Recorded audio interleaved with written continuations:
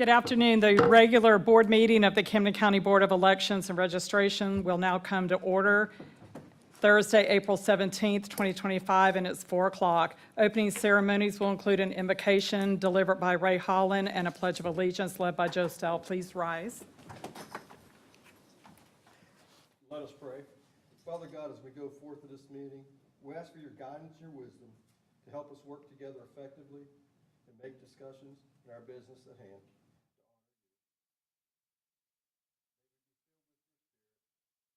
All things are good that come from you. Amen. I pledge allegiance to the flag of the United States of America and to the republic for which it stands, one nation, under God, indivisible, with liberty and justice for all.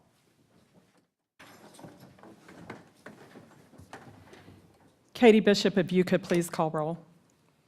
Ms. Robin Maynard Knight is absent.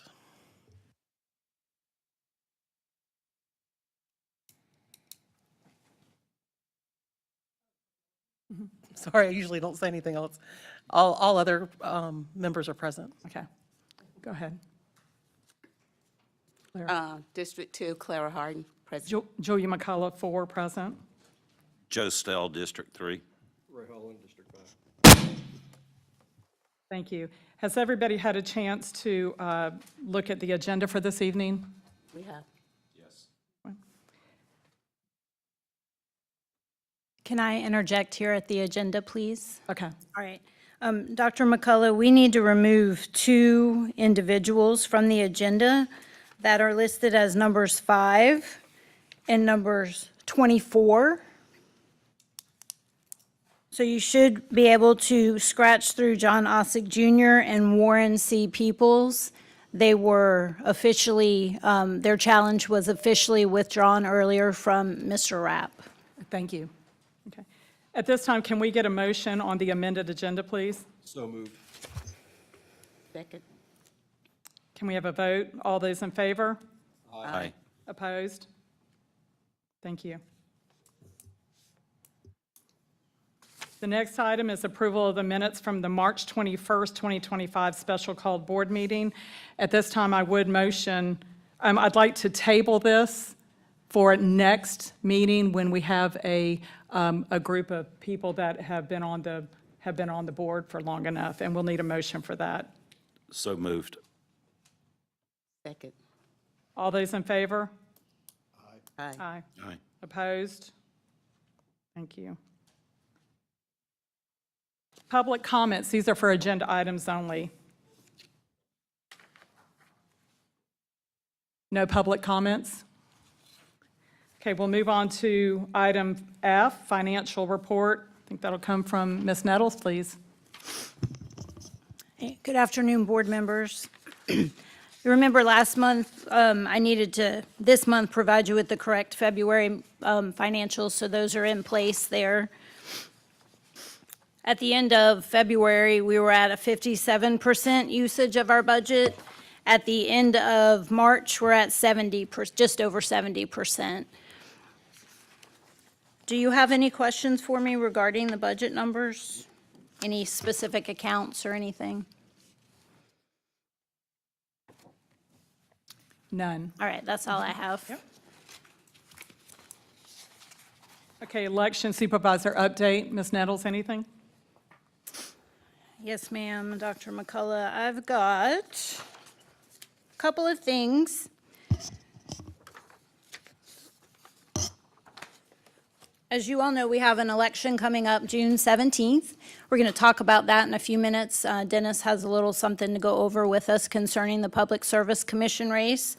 But I just wanted to bring to your attention that as of this moment, we have reviewed and proofed our ballot. For this election, it's the only thing on the ballot is the Public Service Commission race. We don't have any other specials. We've already been sent the ballot, proofed it, and sent it back, so that's good. We should have our ballots pretty soon. And we've scheduled logic and accuracy testing to begin on May the 6th, Tuesday at 9 a.m., May the 6th. We will go over the opportunity for the early voting schedule after you hear a little bit more about the race and what it entails. And I'm going to turn it over to Dennis. That's all I had for my report, unless you all have any other questions of me. Okay. And we'll go on to new business at this time. All right, Jacob, I'm ready for the presentation.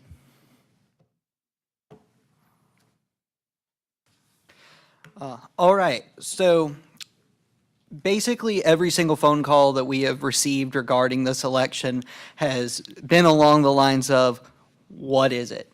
There is not a lot of general knowledge about the Public Service Commission in Georgia, and I figured that this would be an amazing opportunity to educate and to explain. So I put together a brief presentation just to give some basic facts and about the Georgia Public Service Commission and the primary that we're about to have on June 17th. So, Georgia's Public Service Commission is the regulatory commission for public services. They primarily oversee investor-owned service companies. This includes things like determining reasonable rates, company inspections, and regulations for these investor-owned companies. Think TDS Telecom. If you ever look at the ticky-tacky fees in the bottom of your phone bill, you'll see a public telecommunication fund. That's a rate that they oversee. Georgia Power, they're in charge of making sure that they maintain fair rates and things such as that. So the current commissioners on the Public Service Commission is District 1, which is our represented district. Brian Shaw, he is the chair. District 2, one of the districts on the ballot this election is Tim Eccles. He is the vice chair. District 3, another district that's the other district that is on the ballot, that is currently held by Fitz Johnson. District 4 is Lauren Bubba McDonald. And District 5 being Tricia Pridemore. So some basic information just about the schedule and general information about the primary that's upcoming. So it is a primary for Districts 2 and 3. The qualifying period for these races ended on April 3rd. The registration, the voter registration deadline for these two races is going to be on May 19th, so a little over a month from now. Advanced voting is scheduled to start on the 27th, which is a day later than it should be if the Monday did not fall on a holiday. So that is one thing to note, is that this election is going to have advanced voting start on a Tuesday. And the deadline to accept absentee ballot applications is going to be June 6th. So there's plenty of time if anybody is watching or in the audience would like to get their absentee applications submitted to our office. So, given that qualifying is ended, we know our candidates. So for District 2, the incumbent Republican representative for District 2, Tim Eccles, is running, and he is opposed by Mr. Lee Munns. And there is a Democrat running unopposed, and that is Alicia Johnson. District 3, the current representative, Republican Fitz Johnson, is running unopposed. However, it is a four-person race, and I apologize for spelling on Mr. Blackman's name. That should be Blackman with an A. But the four-person race is between Daniel Blackman, Keisha Sean Waits, Peter Hubbard, and Robert Jones. So, more general information. As I stated earlier, Camden County is represented in District 1. Well, we're voting on Districts 2 and 3, and that's where a lot of the confusion comes in. So, Public Service Commission elections are held at large for all of the districts. So even though we have a designated representative, every single voter in Georgia gets to vote for every single district. This was actually the subject of a dismissed lawsuit and the reason why this election was delayed to 2025. This election was originally scheduled to be held in conjunction with the 2025 general primary and general election, but because of the status of the lawsuit, the Secretary of State had to postpone it until the lawsuit was fully dismissed. And that took place too late in the year 2024 to get it on schedule to be held that year. So it was pushed back to 2025. So in terms of election administration, Camden County is intending to hold 3 weeks of advance voting as consistent with Georgia law. Advanced voting will take place at the Camden County Annex for all 3 weeks. There was a last-minute addition that did not make this presentation that Shannon will go over briefly after we're finished. Absentee ballots will not roll over this year, so this is a subject of controversy. However, there was guidance that was issued by the Secretary of State General Counsel earlier this month, or I'd say a couple of days ago, really, that absentee ballots for special elections are not eligible for rollover. So if an individual signs up for an absentee ballot with the election that they are applying for being a special election, they are not entitled to receive a ballot for any other election or runoff.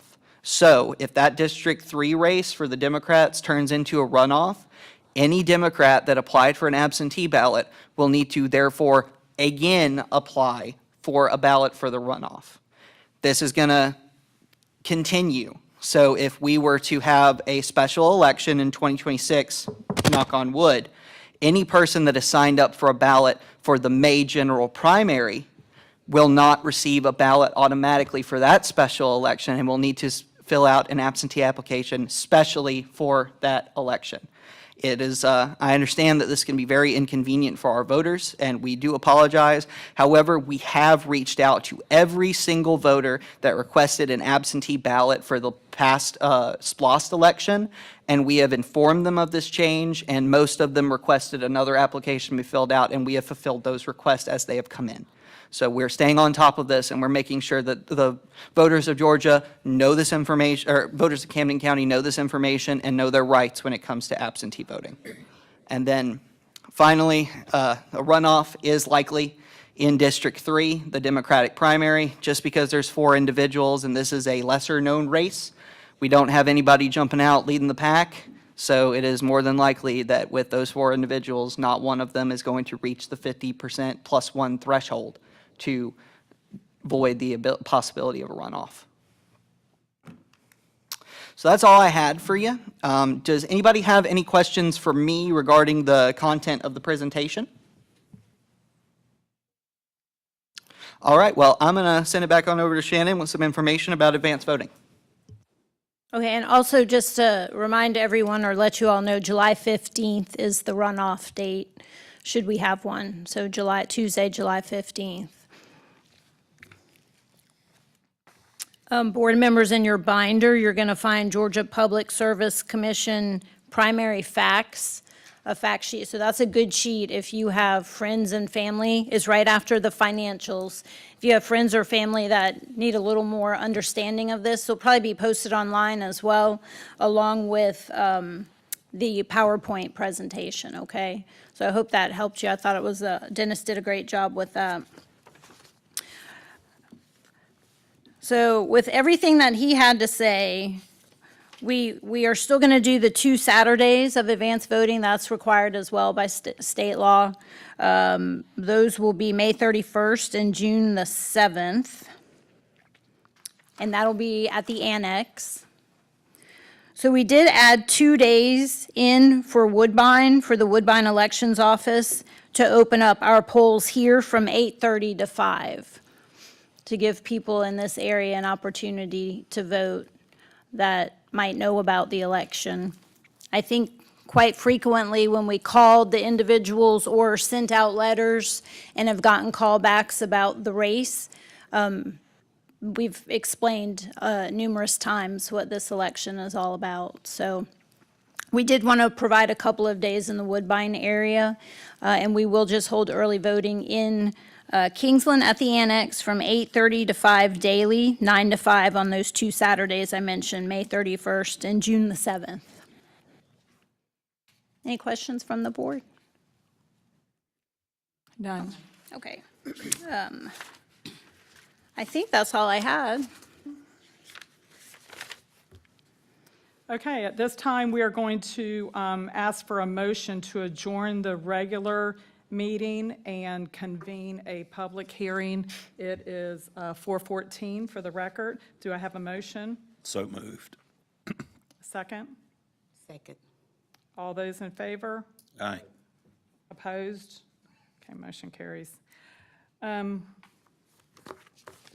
Okay, we've got some paperwork that needs to go over. For the sake of consideration of time, some of these items are going to be read once, and they will apply to our entire hearing. They will be read periodically. And I just want to make sure we understand that.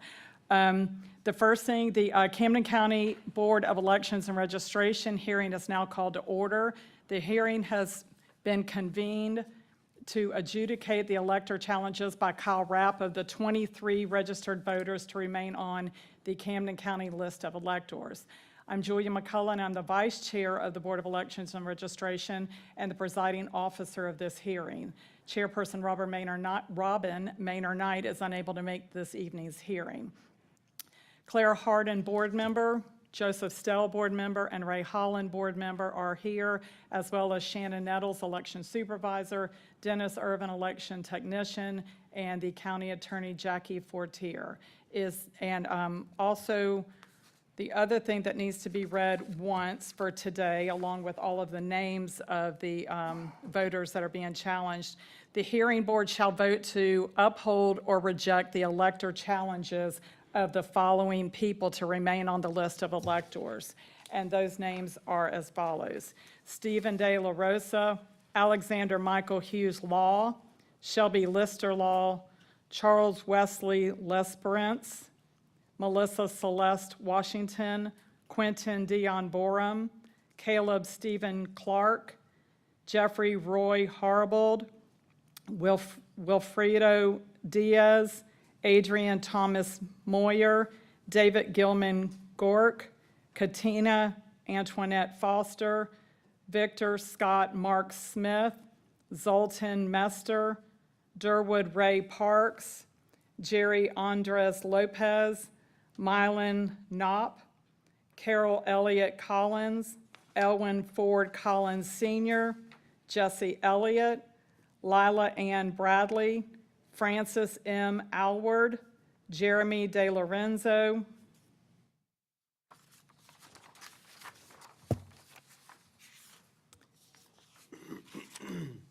in accordance with the OCGA 21-2-229, paragraph D, after the hearing provided for in this code section, the registrar shall determine said challenge and shall notify the parties of their decision. If registrars uphold the challenge, the person's application for registration shall be rejected, and the person's name would be removed from the list of electors as appropriate. The elector shall be notified of such decision in writing, either by first-class mail addressed to the mailing address shown in the person's voter registration records, or in the manner provided in subsection C of Code Section 21-2-229 for other notices. Paragraph E, either party shall have a right to appeal the decision of the registrars to the Superior Court by filing a petition with the clerk of the Superior Court within 10 days after the date of the decision of the registrars. A copy of such petition shall be served upon the other parties and the registrars. Unless and until the decision of the registrars is reversed by the court, the decision of the registrars shall stand.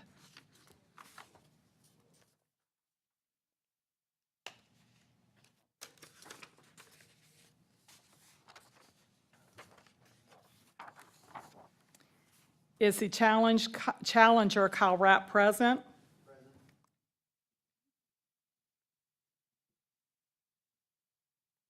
All testimony given at the hearing shall be under oath administered by Shannon Nettles. Ms. Nettles, at this time, will you give the oath? Do you mind coming up to the podium?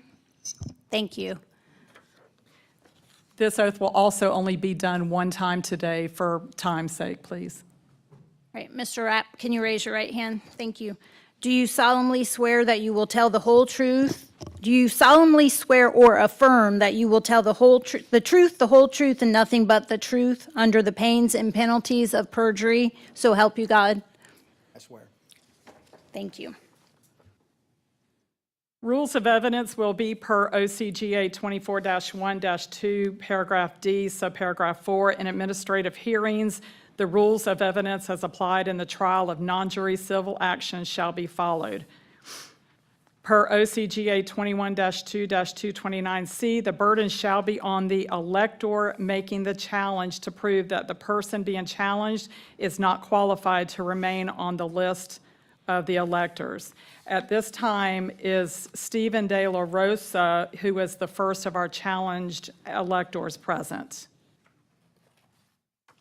By law, he is not compelled to attend, and that's true of each of the challenged people today. Challenger Kyle Repp, will you approach the microphone and present your evidence or testimony, please? Each speaker is limited to 3 minutes.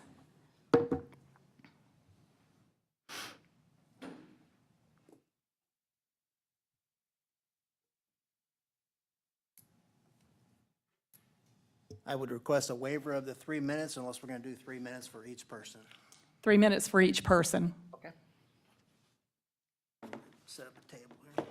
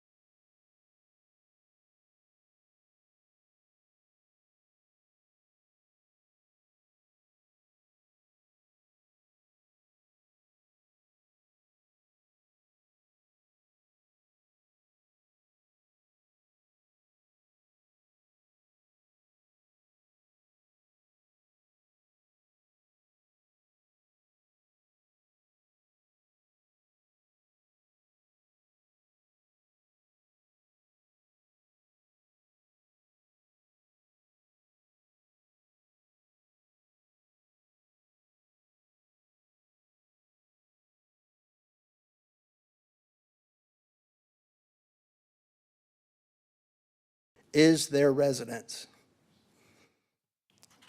A business address is not sufficient. That is also in the code. So if you're registered a business address, you are not allowed to be registered to vote in Camden County or Georgia. The question I will explore today is, when a person is allowed to register to vote at a hotel, motel, or inn, or extended stay hotel, does that concrete a claim of residency and inadvertently change a relationship from an innkeeper guest to a tenant or landlord-tenant without the consent or knowledge of the innkeeper? So right now, there's a lawsuit going on, Efficiency Lodge Incorporated versus Neeson, and it kind of addresses this a little bit. So there was these 3 tenants, or 3 guests, that lived at an extended stay hotel. They were there quite a while.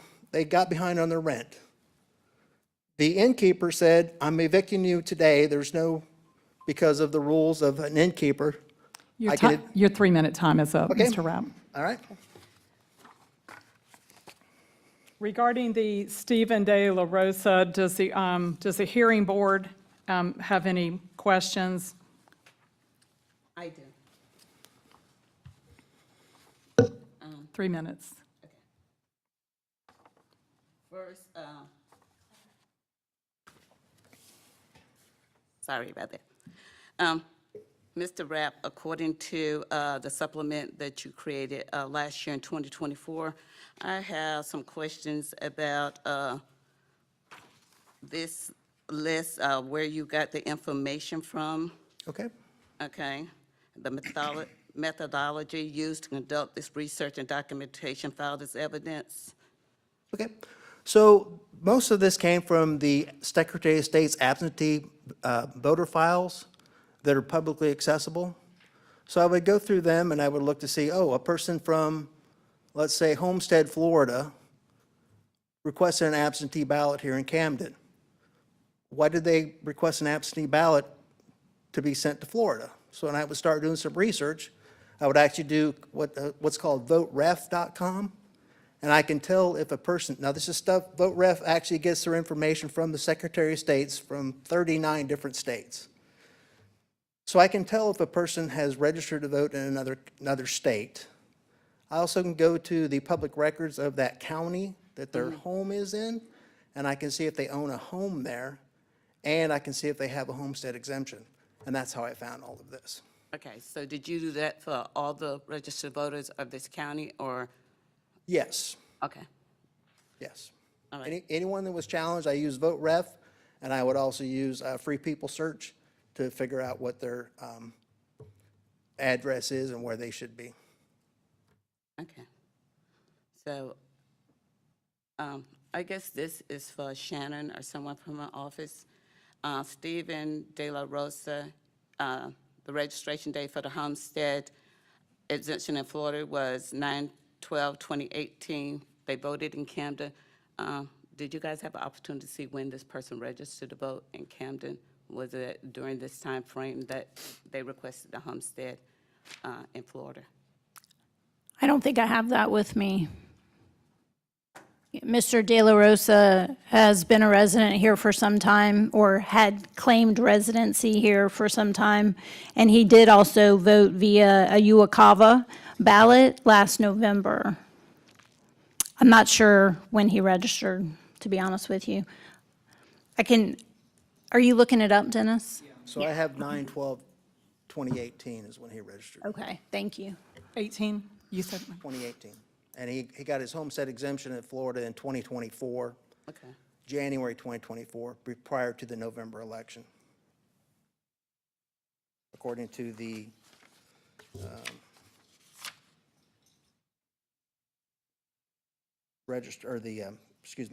Director of Administrative Services, Hillsborough County Appraiser's Office. And you have that in front of you also.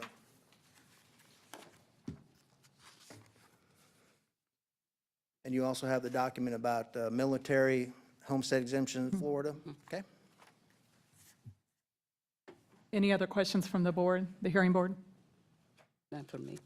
No.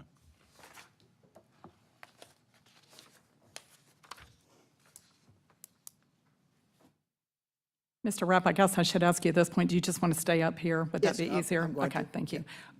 Any other concerns regarding the Stephen De La Rosa voter? Do we have anything else at this time? I will just say that we did attempt to contact him via the certified mail, an email address, as well as a phone call, and we have not been able to reach Mr. De La Rosa at this time. Okay.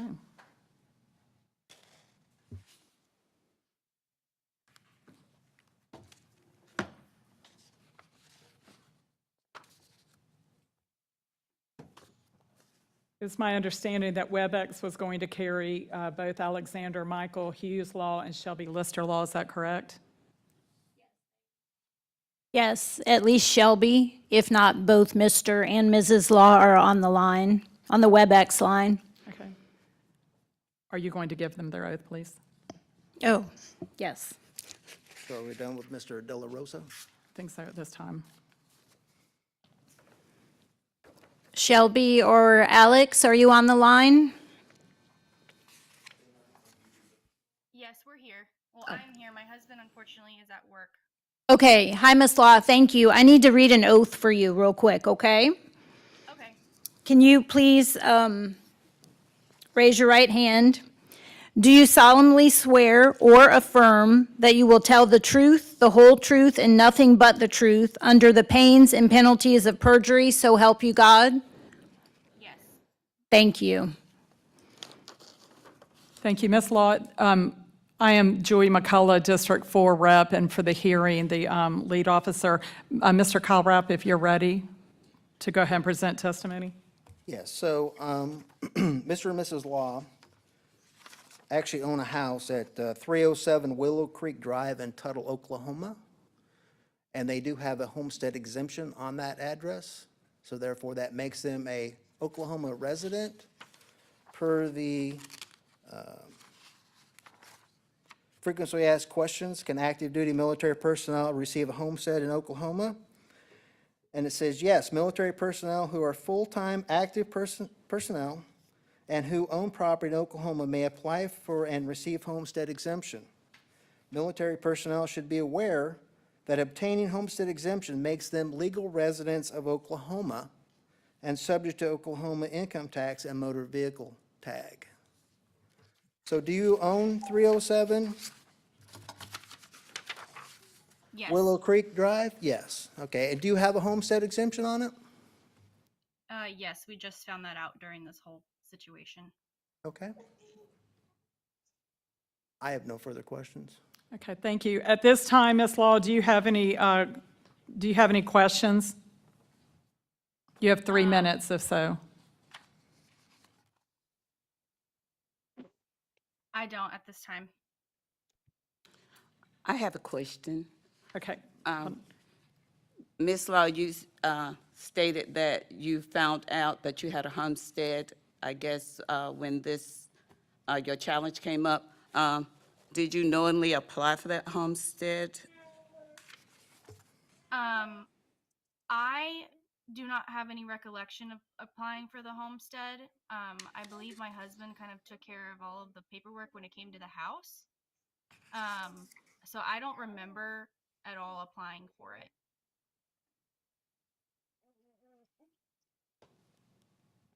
I think it may have been done during our closing, which we were living in a different state at the time because my husband was getting new orders here. So we had a notary. It wasn't actually done with whoever was managing the house. So I don't remember doing the homestead. Unfortunately, I cannot speak for my husband. He's not here, so I cannot tell you if he remembers that or not. Any other questions from the hearing board? Shannon, anything from your office? Yes, we did speak with both Shelby and Alex Law via the phone. When I honestly, I can't remember, Shelby, if it was the email or we gave you a phone call to let you know what was going on. But I can recall that Mr. Law did not really understand what a homestead exemption was. So I say that because I don't really think this was done knowingly. They are first-time home buyers there in Oklahoma, so congratulations on that, Shelby. And I'm sure that the homestead exemption, you know, it's a tax break, and I'm sure that was something that was offered by their real estate or their closing company. But I don't think this was done knowingly. I think it was just an innocent error. They are homesteaded there in Oklahoma. They do still have voter registration here, both Alex and Shelby Law. And if they don't have any intent to change that their homestead exemption, then we will need to take them off the voter roll here. And I will add that on the phone, I spoke with Mr. Alex Law. He returned my call, and that he did state that his intention was to return to the state of Georgia, barring the continuation of his homestead as a determining factor in terms of voter registration. But it was his intent to return to the state of Georgia upon the completion of his service. Right. Yes, and it's also a possibility that we may end up back in Georgia while he's still in service due to the Kings Bay Naval Base there. Right, so there's nothing that would bar them from re-registering in Camden County if they became residents of Camden County. Nothing would, and there's none of these challenges, I don't think anyone ever did anything that was intentional. I think they didn't understand the law, and there was not breaks put in there to stop some people from registering to vote, like at a business address. That's all I'm saying. No one did anything illegal. I do have one question, and Ms. Fortier, Mr. Rapp in the office, it could be for any of y'all. If they have the intention at some point to return to Georgia, can we discuss that for a minute? If they do they stay on the roll? Do they leave the roll until they come back? How does that work? Any of y'all? The intention to return to Georgia is, well, let's put it this way.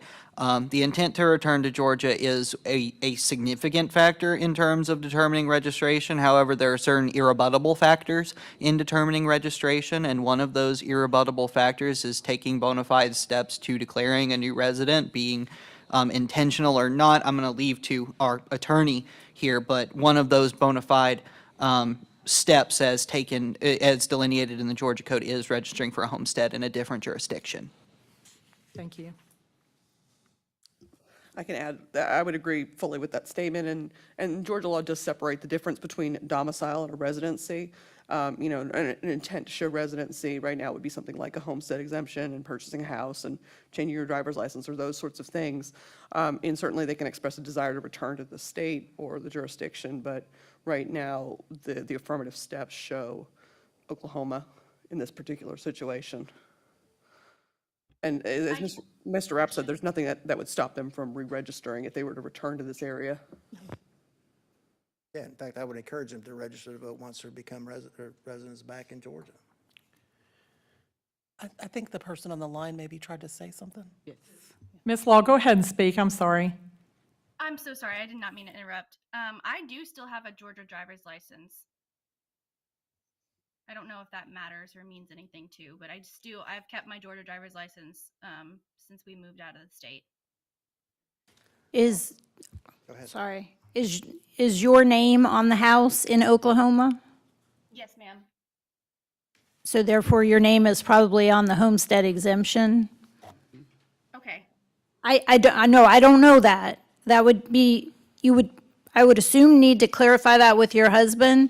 But since we know that his name is on the homestead exemption and the house for certain, he would definitely need to stay or get registered in Oklahoma the way the law reads. Any other? So, Mr. Rapp, you have documentation. yes, I do. So Grady County Assessor's Office, Cindy Gelner, did say that both Alexander and Shelby Law do have a homestead, and their name is on the deed also, in the title. So I would say I'm not sure if you can keep your driver's license in Georgia being a resident of Oklahoma. I think in the military, being military, that you, With the homestead exemption, she would have to talk to the, Yeah, that's a military and each state's DMV, but there are certain exceptions for that. If they decided to waive their homestead exemption and just have a house, that would be something completely different, correct. as far as this challenge is concerned. Mrs. Law, have you spoke with your husband and come to an agreement if your intent is to keep the homestead exemption or to release that exemption and continue to stay on the Georgia voter rolls? We're actually not sure because I have to talk to him again. I'm so sorry. We might actually be moving out of state here soon, so I got to talk to him again because I'm waiting to hear from the military about when we're going to be moving. It should be within the next 5 or 6 months. Okay. Mr. Rapp, anything else? I have nothing else. Any more comments from the hearing board members? Okay, thank you. Thank you, Ms. Law. Thank you, guys.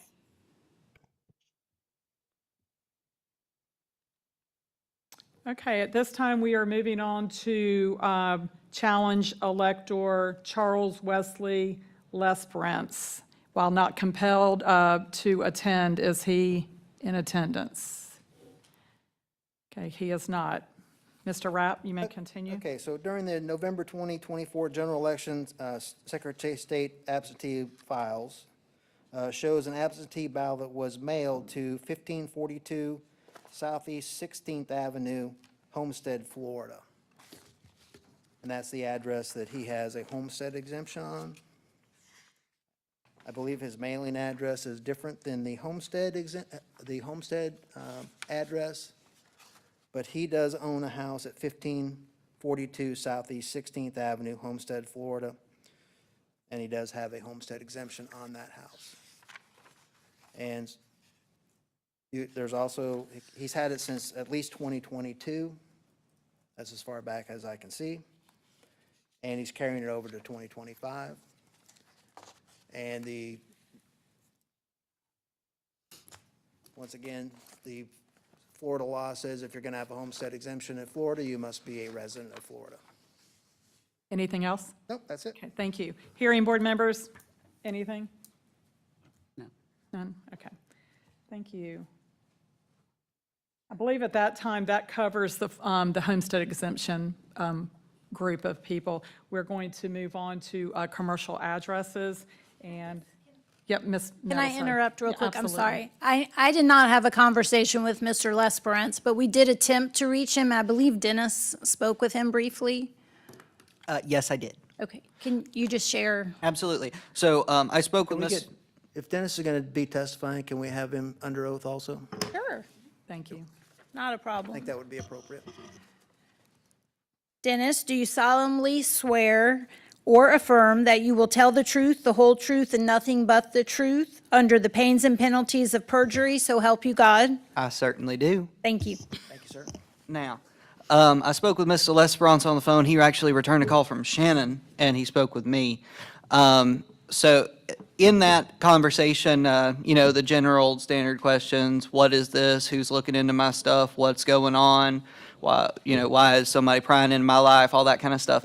And then he ended up, basically his general gist was, yes, I do have a homestead in Florida. I want to return to Camden County, but if you're going to make it this hard on military members to stay registered, that he would probably just keep his stuff in Florida. At that point, I sent him a voter cancellation file over email, but I never received it in return.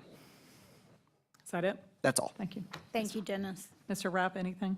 No, that's it. Okay, thank you. Any board members? Nothing? Okay. Now we are moving on to Melissa Celeste Washington, and the same question applies. Is the challenge elector present, though not compelled to attend? Okay. Mr. Rapp? Okay, she has a registration address of 715 South Lee Street, which is a commercial building. I believe it's an auto repair across the street from Steffens. That is all I have. Okay, anything from the hearing board? Nothing. And if I'm rushing you while looking at stuff, please just let me know.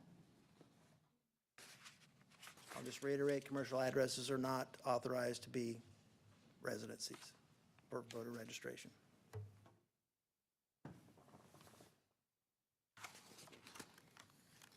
Anything from the hearing board? I have a question. Go Were ahead. we able to make contact with this individual?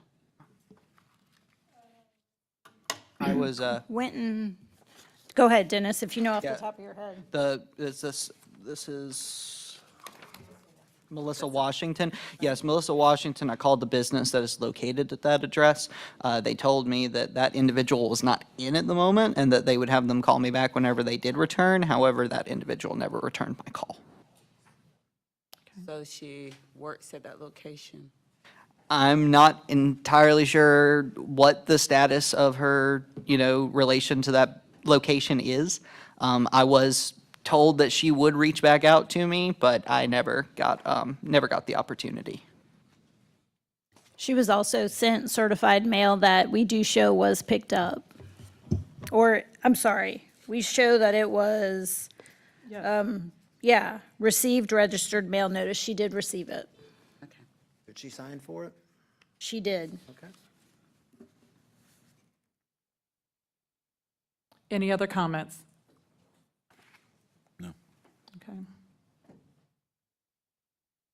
At this time, we'll go on to Quentin Dion Borum. Is the challenge elector present, though not compelled to attend? Mr. Rapp? The only thing I have is he's registered at the Quality Inn hotel or motel, and I don't have anything else on him.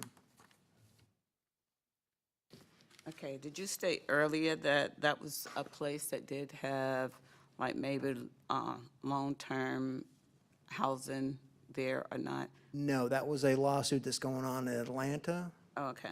and I do not know if Quality Inn offers long-term leases or not. But if you are allowing people to register to vote at a hotel or motel, you could subject the innkeeper to become a landlord. And once they become a landlord, they cannot just simply call the police and say, this person has overstayed, they're no longer paying, I want them removed. Once they become a tenant, they now have to be served, and it has to go through the magistrate court to get an eviction and a writ of possession. So you've made the process a whole lot harder for the innkeeper, and they didn't even probably know that they were a landlord at that point, if you allow them to stand. Okay, that's all I have. So I have a question on that. So this board has the ability to dictate the status between a tenant, a renter, and the landlord relationship? No, you don't have that. What it does is it's another wedge in the lawsuit that's going on about tenants and innkeepers and landlords. So now the guest can say, I'm registered to vote here. This is my residency. I have another leg to say, you can't just come have the police remove me. You have to do the due process, give me notice, get a writ of possession to remove me. Okay. Dr. other McCullough, can I add Yeah, something? Go ahead, thank you. Mr. Borum, so all of these individuals that were challenged and remained on this challenge list that you have in the front of your binders, board members, they were all sent certified letters, registered certified letters that they had to sign for to receive. Mr. Borum's was returned, undeliverable, unable to forward. The gentleman's never voted in Camden County. So you can see that information I provided you on that little spreadsheet. I think it's helpful for you to be looking at that as well.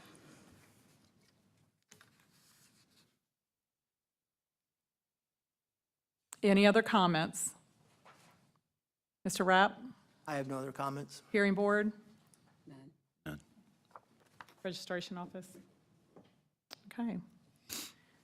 We will go on to the next one. We have Caleb Stephen Clark. Again, is he the challenged elector present? They're not compelled to attend. Mr. Rapp? Okay, this gentleman is registered at 120 Edenfield Drive, which is Motel 6. And I did present evidence that this gentleman did reside, or not reside, he was a guest at the hotel, but left prior to the November 2024 election, has not returned. And also, the manager said, we never recommend any of our guests use this hotel address as a permanent resident address. However, if a guest wants to order something from online or restaurant, they can use this as a temporary address while they're staying at our hotel. Only owners or management has a right to use this address as a permanent residence. So that's their stance on it. And that was from Motel 6, correct? That was from Okay. Motel 6. That was not the address that was changed, where the address that you had and the address that the Yeah, hotel, was that the same I one? resolved that in the emails, and it's in the emails that you have that I resolved that address Okay. issue. Thank you, yeah. Anything else? And the voter name also. Thank you. Anything else from the hearing board? No. Ms. Nettles, your office? Nobody? Okay. We are moving on to Jeffrey Roy Harbald. Again, is the challenged elector present? No, not compelled to attend. Mr. Rapp? Okay, this gentleman also registered to vote at Motel 6. Motel 6 reports that he was never a guest at their hotel. They cannot find him on the registry at all. So I'm not even sure how he got registered to vote if he wasn't able to show that he was even staying there. And no other evidence, right? Is that it? Right. And I did make sure that the spelling was correct on the gentleman's first name, so that we were talking about the same person for Motel 6. Ms. Nettles, as you mentioned earlier, that, I believe that mail was returned. Is correct? Correct. The only difference with this gentleman, he registered to vote here in Camden about 2 years ago. I don't recall in which manner we received the voter registration. Via DDS. DDS, okay. So he was able to put that address on a driver's license, and he did vote in Camden, I believe, in the November 24 election. Based on that information, are there any questions from the hearing board? Mr. Rapp? I have nothing. Okay. We will move on to Wilfredo Diaz. That mail was also unable to deliver, and if the challenged voter is present and not compelled to. Mr. Rapp? All right, so according to 21 OCGA 21-217A2, Charlie, proof of ownership of rental or post office box or private mailbox service address within a particular jurisdiction shall not constitute sufficient grounds to establish a person's residency within a particular jurisdiction. I believe that he is registered at 1601, or I know he's registered at 1601 Georgia Highway 40 East, probably at the mail-in more. It doesn't have a specific unit number on his registration. That's the UPS store in the public shopping plaza. Okay. Yes, No, public. Mail-in More is, Or the UPS Mail-in More store, is, or, UPS store is in UPS store. Publix. Mail-in More is on the, I Yeah. correct, yeah. okay, He- they're two different. It's in the public shopping plaza. Okay, the there. UPS store, yes, Yeah, sir. UPS store. Okay. Anything else? Nope, nothing else. Hearing board? None. Ms. Nettles? Okay. We will move on to Adrian Thomas Moyer. Again, that mail was undeliverable, and if the challenged elector is here, present, no, and not compelled to, again, Mr. Rapp? So this person is also registered to vote at 1601 Georgia Highway 40 East. This is a site, or Suite M, and that's probably the UPS store. It's also in the Publix shopping plaza. Ms. Nettles, anything? Hearing board, anything? No. Okay, and the next person is David Gilman Gork. Again, the mail was undeliverable. If the challenged elector is present, not compelled to attend. Mr. Rapp? He is actually registered to vote at 140 the Lakes Boulevard. That is the business right there across the street from Chick-fil-A, that business complex there. And doing my research, I also discovered that he's possibly voted, or registered to vote in New York, Possibly. possibly. I mean, I can verify date of birth, I can verify name, I can verify that the address that he is associated with matches this person, but I don't have his social security number or any other identifying. Hearing board? But he's definitely registered at a business address. Okay. Nothing from the hearing board? No. And again, if I'm rushing you, I know that's a lot of stuff to look through. Okay. Shanna's office, anything? Nothing.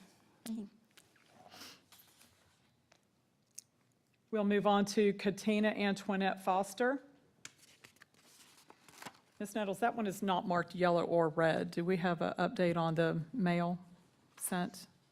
Can you confirm, Dennis? Yes, Ms. Katina Foster's was available for pickup. However, a slip was left with her because no one was at that address at that time eligible to sign for it for her. So it's basically a waiting pickup. Okay, and is Katina Antoinette Foster present today? They're not compelled to attend. Okay.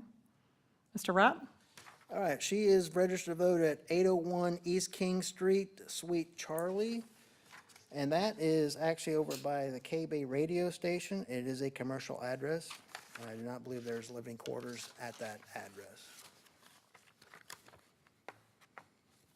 Anything further? Hearing board? Ms. Nettles' office? No. Yes. Oh, sorry. I was able to get in touch with Ms. Foster. Again, the standard questions, what does this mean? What's going on? Who's looking into my business? Why? Stuff like that. And then eventually, she got to the point where she said, I do not want to be registered to vote in Camden County. I am a resident of Jacksonville. I just have my license there because that's my business and I can get my mail, I get my mail there and yada, yada, yada. But, Eventually, that was the gist of the conversation. I offered to send her a absentee, or a voter registration cancellation form. She declined that. She said she would let the process play out. Okay. Hearing board? Anything? No. Ms. Rapp, anything else? Nothing? We'll move on to Victor Scott Marks Smith, another commercial address. And if the challenged elector is here, they're not compelled to attend. Okay, Mr. Rapp? All right, this gentleman is registered to vote at 1325 Hospitality Avenue, Unit 216, which is Magnolia Inn. And Magnolia Inn says he was never a resident or a guest at their establishment. They have no record of him ever being there. Okay, hearing board? No. Ms. Nettles? He's been registered in Camden quite a while. He should have fallen off the list at some point since he hasn't voted. Any other comments? Okay, we'll move on to Zoltan Mester, another commercial address, and this one is not highlighted red or yellow. If anybody wants to make a comment before we start. Mr. Mester's letter had to go all the way down to Brazil, but it is awaiting pickup at the, I imagine, the postal office of some kind, the National Postal Office, whatever the way it works in Brazil. It is awaiting his pickup in Brazil. Okay, Mr. Rapp? So is this gentleman a permanent overseas? Yes, So he's only voted in federal elections? yes, I believe so. You believe so? I believe so. I don't have the information directly in front of me. Because if he is a permanent U.S. citizen overseas, I will withdraw this challenge to where he can only vote for federal offices and not state or local. But I don't believe that's what he was sent for his absentee ballot. The only race I recall Mr. Mester voting in was via absentee ballot in the November 2024 election. That is also my only recollection of him ever voting. And I don't recall what kind of ballot he received at that time. Okay, so you don't know if it was a federal ballot? I don't recall. I don't remember any federal ballots being processed for absentee when we were processing them, so I don't. There were a handful of 100% federal write-in ballots. There were, and I'd like to verify that in our records. Is that something we can do now, or do we need to hold off on that? Oh, I can't do it from here, but I would like to verify that at some point. Okay. Mr. Rapp, are you okay with that as well? I am, but he's also registered to vote in Florida. Oh, okay. I will note that upon looking at. Hang on one second. Oh, sorry. Mr. Rapp, go ahead. Yes, he's registered to vote in Florida now. He did register to vote in 2022 in Florida and 2023 in Georgia. So it's probably not an issue that he's registered to vote in Florida, seeing as how the Georgia registration was prior to, or was after the Florida.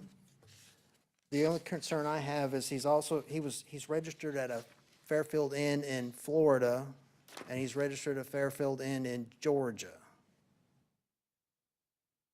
He has no record of any homestead anywhere.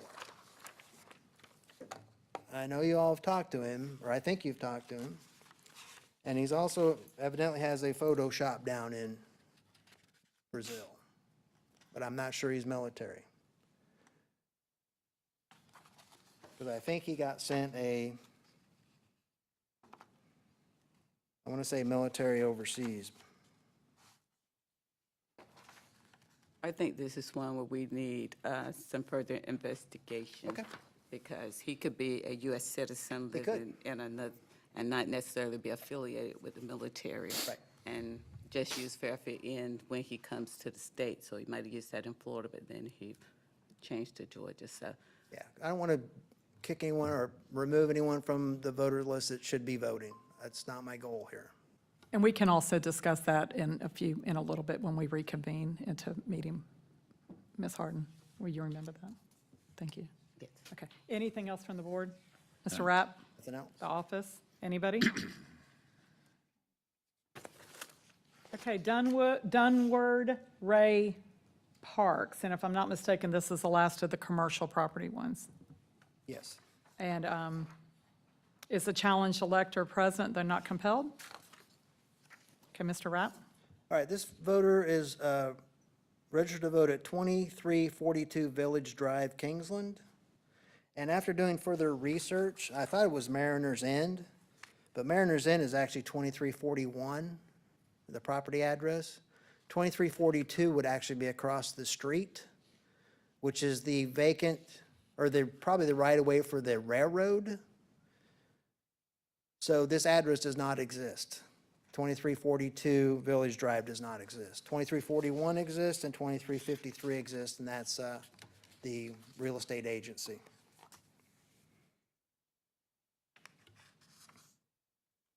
Any comments from the hearing board? Go ahead. On, Mr. Rapp, on your information that you provided the board, just a clarification here. You've got the location address listed as 2341 Village Drive. Uh-huh. But down for the owner, you do got listed Mariners Partners LLC, 2342 Village Drive. But Right, so that's how they wanted the owner of the business, that's how they wanted the address. The actual, no kidding, address for Camden County is 2341 Village Drive.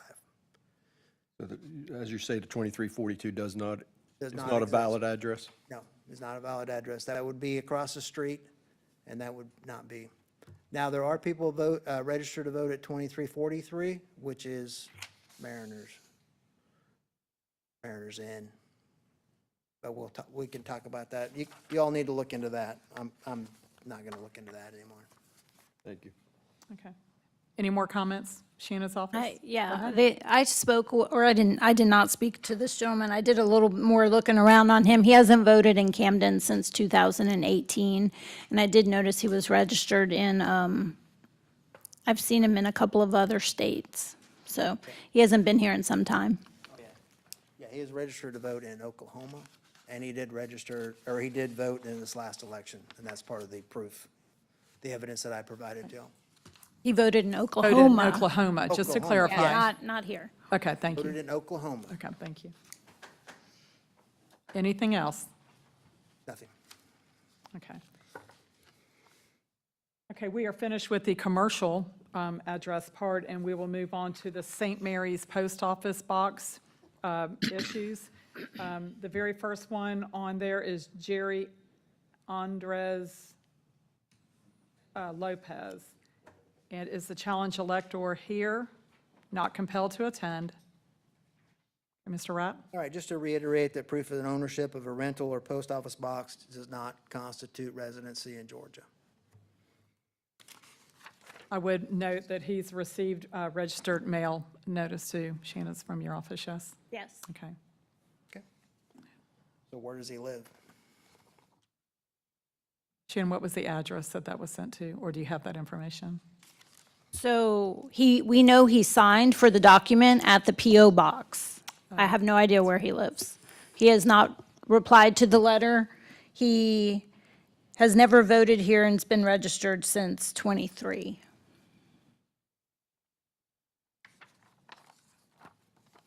So let us remember, in this section, all of those notices were sent to post office boxes, Right. obviously. Yeah. I'm Correct. sorry So for that, thank yeah. you. Okay, any comments from the board? Office, nothing? Okay. We will move on to Mylan Knopp. That again is a St. Mary's Post Office issue, and if the challenge elector is present, they're not compelled to attend. Okay. Go ahead, Mr. Knapp. He's also voted at the, or registered to vote at the post office at apartment 5314. So I'm not sure what the safeguards are to keep people from voting or registering to vote at the post office, but by putting apartment 5314, it probably didn't trigger anything that might be set up in Jarvis. So let's just clarify, people can use post office boxes. As a To mailing register. address, not, Mailing not address. not to register to vote. So it's been, they turn it into, like, I think it's 724 Charlie Smith Senior Highway. And then they do that unit number, apartment number. So, but I believe that address now, as well as the Kingsland Post Office, are flagged in our system, in the new system that we have, Jarvis. So it shows up as a commercial. And he's never voted in Camden County. Correct, yeah. Hearing board, anything? No. No. Mr. Rapp, anything? Nothing. We're done on Nothing that? else. Okay. The next St. Mary's Post Office is Carol Elliott Collins. The challenged elector is present. No, not compelled to attend. Go ahead. Okay. She's also registered to vote at the post office.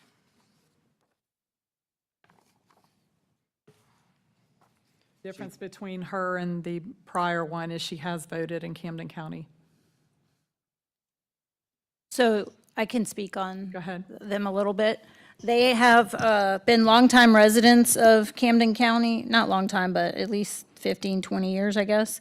It's actually, if you look at Carol and Elwyn Ford, I don't want to get ahead of you, Mr. Rapp, but that's a married couple. They both have the same PO box. Do you have that? Okay, yeah, so Carol and Elwyn, we sent a certified letter to, it's been delivered, so there's post office box that tells me it's still active, but they haven't signed for the envelope yet. They sold a property within the last couple of years. There is an Elwyn Ford Collins Jr. that I reached out to, but unfortunately has no relationship with his father or stepmother, so I was not able to gain any information from him about the whereabouts of his, or how to contact his parents. But they have been active voters. I think they voted as most recently as November. Any other comments from the, I just want them to get on the right residency address Yeah. and not the post. They have not replied to our letters. They've received more than this last one. We've already been in contact with them before via a letter to the post office with no response. outside of this Correct, challenge? before this challenge. When I realized that they were registered at the PO box, Okay. yeah. I guess I have a question. Have they ever requested an absentee ballot or? Not that I saw in the Jarvis file. I can verify that. I wouldn't bet my life on it, but I don't believe so. Not since, I've got back to 2021, and they've never, it's always been in person, regular. Oh, absentee by mail for the November 2024 election. Oh, okay. For both of them, or just, let's just we'll separate these out for the purpose of the hearing, but was that for Carol Elliott? Yes, for Carol Elliott Collins, she requested an absentee ballot. Okay. And then hold that thought for the next one, Mr. Rapp. Any other comments from the board? Yeah, because I noticed that based on the birth year, that these are elderly. They are. They are. And if for some reason they're homeless, I will withdraw these challenges because homeless people in Georgia are allowed to register to vote. They have to make their mailing address the registrar's office for voting Yeah, but purposes. how many people know that? Because, I didn't know that until I was reading that- the code, but a lot of people don't know the code, so therefore. Right, so that just came out last year. That was a change to the code last year about homeless and registered to vote, or mailing address in the registered office. So if we could reach out to them, which we are, and let them know. We have no phone number for these individuals. So it's only through mail? Yeah, Can you guess how many times you've done this over a period of time? I guess we could go back and re-verify. I don't think it's there that we have scanned in their absentee ballot application from '24 if they did indeed get a November one. So let us check on that because it might have some other piece of a clue. But it seems to me that that even went to the PO box. My thought is maybe they're in a retirement community or Magnolia Manor or something like that, and someone else checks their mail. But that's why I was hoping when I found the Sun that that would, but I don't know. So if you decide to remove them from the voter rolls, it's nothing for them to come re-register at a residency address. Simple as that. They just show that they have proof of residency and they're back on their rolls at that residence. And not at the post office. Any other comments? Hearing board? No. Shannon, no, you're good, okay. Okay, we'll move on to Elwin Ford Collins Sr. And as Shannon mentioned earlier, they are married, same situation, St. Mary's Post Office, and yes, they have voted. Is the challenged elector here? He is not, they are not compelled to attend, Mr. Knapp? Mr. Rapp, sorry. Yeah, Sorry, so sorry. he's, like I say, he's voted at the, he's registered to vote at the post office. He did vote regular on 12/6/2022 was the last time he voted. He did not vote in the 2024 election, or since 2022, according to my records anyway. Hearing board, anything? No. Dennis, nothing? Okay. Okay, we will move on to Jesse Elliott, moved no forwarding address, has not voted in Camden. It's the St. Mary's Post Office. Jesse Elliott, if you are present, not compelled to attend, to attend, Mr. Rapp. All right, so the only thing different on him is he put unit 51, or 5159 for his address, which probably circumvented the safeguards. That's all I have for him. Hearing board? Anything? Shannon? Nothing. Okay. We'll move on to Lila Ann Bradley, moved with no forwarding address, no voting in Camden. It's the St. Mary's PO Box. Is the challenge elector present, though not compelled to attend? Mr. Rapp? Okay, this voter actually registered to vote on 11/5/2024, so very recent. And I know Jarvis has been around prior to 2024, so I don't know what safeguards Jarvis has, but they missed this one. And there's no unit or apartment or anything on it. So only the post office? Only the box, post okay. office. And they've already moved, so should be an easy call on that one. Okay. Hearing board, anything on Lila Ann Bradley? No. Shannon's office, nothing? Okay. We are now going to go into the vacant lot section. Francis M. Alward, challenged elector here. No, not compelled to attend. Mr. Rapp? Okay, so evidently 601 St. Mary's South Street West actually gets mail delivered there, but there's no house there. It is a vacant lot. In fact, Hugh Public does not even have a location address for that lot. So it is an empty lot, and that's where she's registered. And that's it for the information? Okay. Ms. Nettles, you have something to speak on? Yeah, that so one? I think Dennis and I both have something to add for this. So discussions with the City of St. Mary's, their planning and street, the person that does their streets. I spoke with him, his name's Tage. Also talked to Brian Bishop downstairs with the Camden County Tax Assessor's Office. And the legal documents all have 101 Dilworth Street for this property. I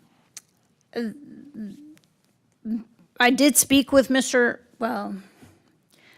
me just say that these 3 vacant lots and individuals that have been challenged by Mr. Rapp all revolve around the same piece of property in downtown St. Mary's. The owner of the property has 2 tenants.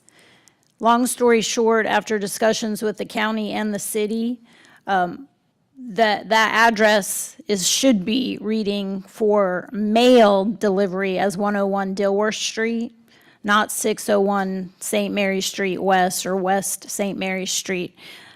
They do have all their utilities under 601 West, but everything else should go to, like, the physical address is 101, and all 3 individuals have agreed to, and have already done so as of just a few minutes ago, made the change to their voter registration to use 101 Dilworth Street. I think this is just one of those weird street issues. We've got 2 different addresses. So I think Dennis had something else to add. Yes, I personally updated Miss Alward's voter profile after her correspondence to change that to 101 Dilworth. And also, if you look at the evidence given, it's a simple mistake to make, but the address listed on this evidence is under the owner's mailing address. It is not listed on the property's physical address. So this address, this lot is not addressed as 601 West St. Mary Street. Hearing board, anything?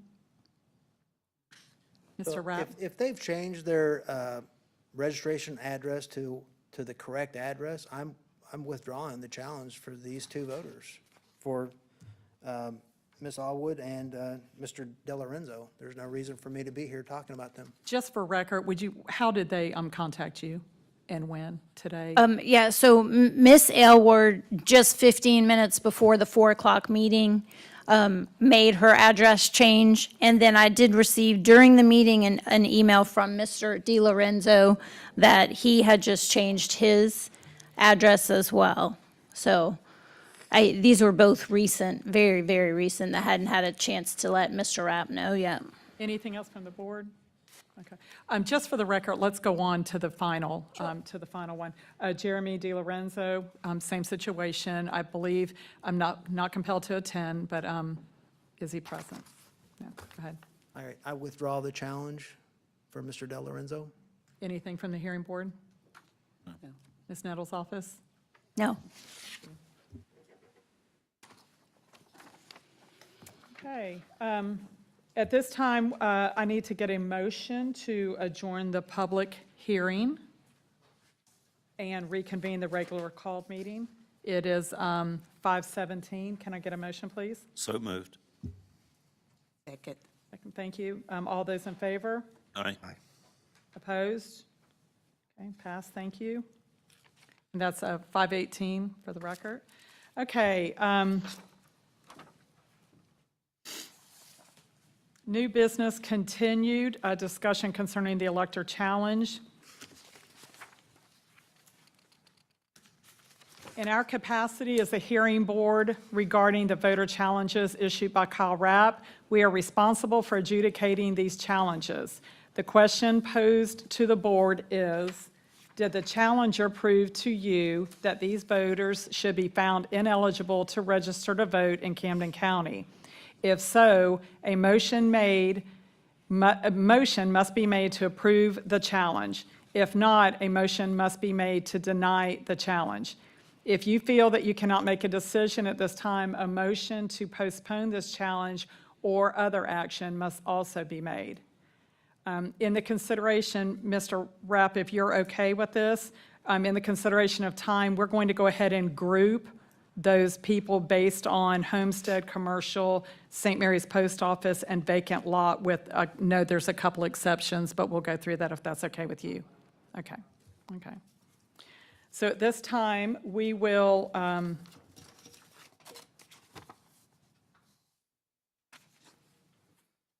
we are going to look at the voter challenge made for Stephen De La Rosa, Alexander Law, Shelby Law, and Charles Lesbrance. That was the very first set of them that we did at the beginning, and those were all homestead.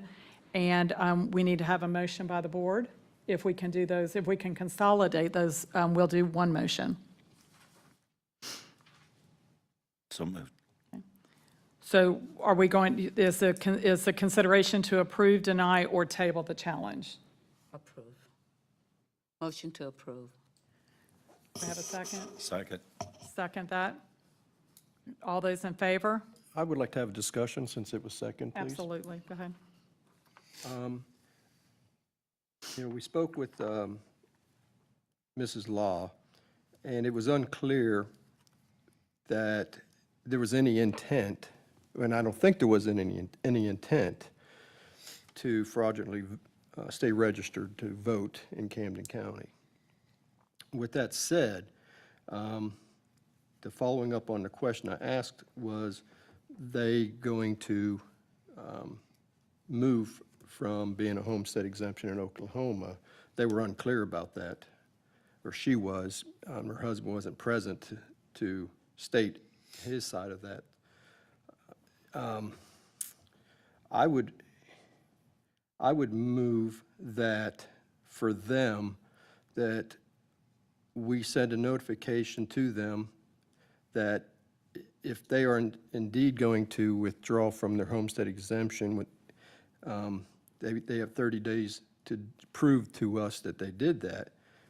And because, you know, the case being is that they could be transferring in 5 months, and then they have to go through the process again to register to vote, which is, I know it's not that big of a ordeal to do, but to be fair, you know, they didn't intend to try to defraud the voter registration laws or anything like that. But, so I would, is there a motion on the floor already? We have a motion and we have a second, so at this time, we're going to go ahead and need to vote on that, and then. Or you Ms. can Fortier, amend that one. Yes. We can amend. Would somebody like to amend the second? I would move to amend it, for their case, that we would give them 30 days to either to show that they withdrew their homestead exemption, and we can leave them in the voter rolls, or to, they can deny, and then we remove them the next meeting. Katie, should, since there was a motion and discussion on the floor to approve, when, you might want to, I would recommend, and that you do two separate motions. One motion, the first being to exclude the laws, and then the second motion considering that 30 days that you suggested. I believe the person that made the motion can amend the motion on the floor, correct? Yes. Yes, so if Clara wants to amend the motion to include what Mr. Holland has said, then we could just move forward with the motion. I think that we need to, what do our attorney say about the homestead exemption and all that? But before we get too far into that, I thought it was going to be a good thing that we group these together collectively. I see that we might have some problems with that. So it may well be that we can go on and look at De La Rosa and Lesbrance and move and continue with our motion, and then go back with the law separately. Well, How do the motion presently is for the four individuals. all So four.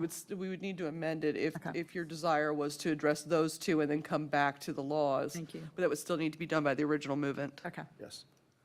So the person who made the original motion, Clara, and then Mr. Stell, you were the second, you would just make a motion to amend to exclude the laws and take action on them separately. Okay. Motion to exclude the laws for motion to approve, and to only consider De La Rosa and Lesbrance in the motion to approve this item. All right. Second. All those in favor? Aye. Okay, that motion carries. And now let's go back. Katie, are we okay? Okay, and then now let's go back and look at a motion to include both Alexander Law and Shelby Law. And we'll need a motion to either approve, deny, or postpone. I move to postpone for 30 days and give them a chance to let us know that if they're going to withdraw their homestead in Oklahoma and stay on the voter rolls here. Do we have a second? Motion fails. Is there a new motion? Is there a new motion then?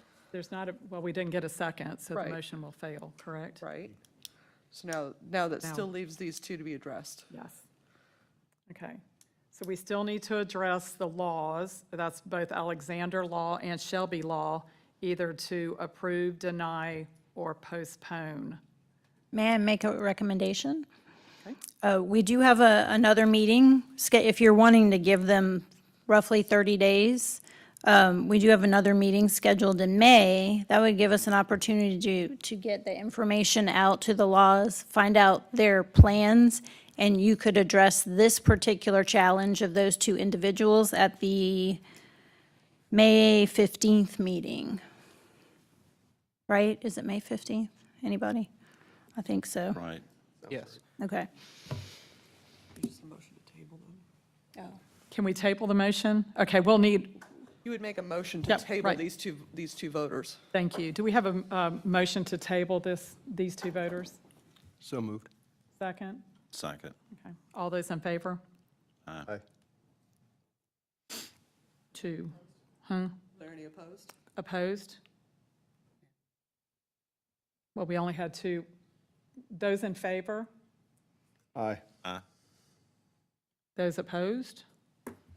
Going to abstain. Do we have enough to carry? Because I don't vote, do I? Mm-mm.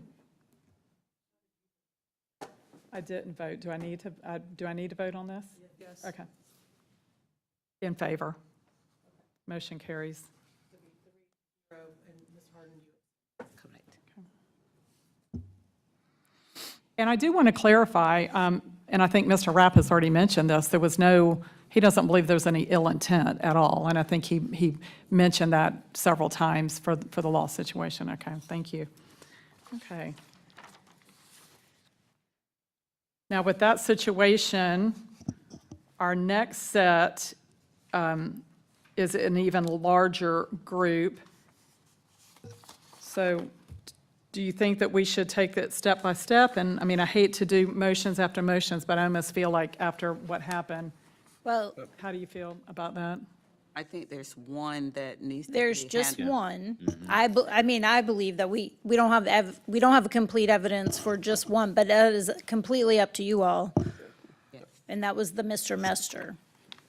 Okay, at this time, can we get a motion to either approve, deny, or postpone this next group based on commercial addresses? I motion that we approve with the exception of Mr. Mester. Do we have a second? Second. All those in favor? Aye. Opposed? Okay, motion carries.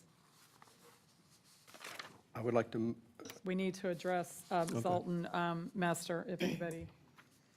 I would move to do the same as we did the previous, the laws, until the next board meeting, to attempt to find out if he is a permanent U.S. citizen abroad, to determine that and find out what his status is. Okay, so do we have a motion to postpone, or would we table? Are we going to table? We could table that. I can Motion table- to table. I motion to table. Thank you. Second. All those in favor? Aye. Aye. Opposed? Motion carries to table. Thank you.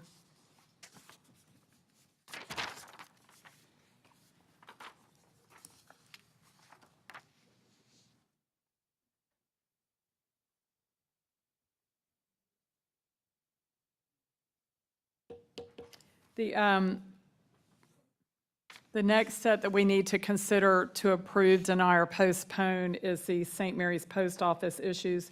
Do we feel we can do that in a group, or are we going to have table or deny issues on those? I Hearing have, board?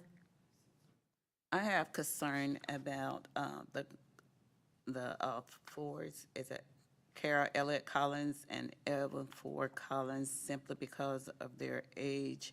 I would like to see us make some more effort in getting a resident address for them, as opposed to, it's easy to register, but as you get older, maybe they don't have a driver license, maybe they don't go to library, or things of that nature, or have computer skills that would make it easier for them to re-register. So I motion that, with the exception of the Collins, that we approve these items. We have a second? Second. All those in favor? A point of clarification. Go ahead. Oh, and I have a question too. Go ahead. You go ahead. So the motion on the floor made was to approve to remove them from the voter rolls, the other ones? The other ones, yes. Okay, thank you. Katie? Yes, could you just state what numbers were, I'm going by numbers right now. Oh, yes, those would, oh, So, 3 and 4 on the, oh, you don't have that? we don't, no, I'm oh, here we are. on the agenda. So where does 17, the 18, 19, 20, 17 through 22? yes, ma'am. Okay. We have too many, yeah, we have too many lists that we're looking at, I apologize. Okay, are With the you- exception of 19 and 20. okay. And we had a motion by Ms. Harden, and we had a second? Is Yes. that correct? I believe Joe Okay. made a second. All those in favor? Aye. Aye. Opposed? Motion carries. Ms. Fortier, same thing, we going to table those two? Okay. Make a motion to do that? Yeah, let's make a motion. Can I get a motion to table? Motion to this? table Collins. Second. All those in favor? Aye. Opposed? Motion carries.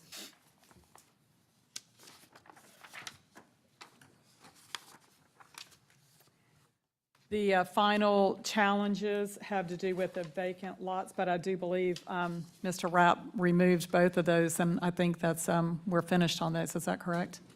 Yes? Okay. Okay.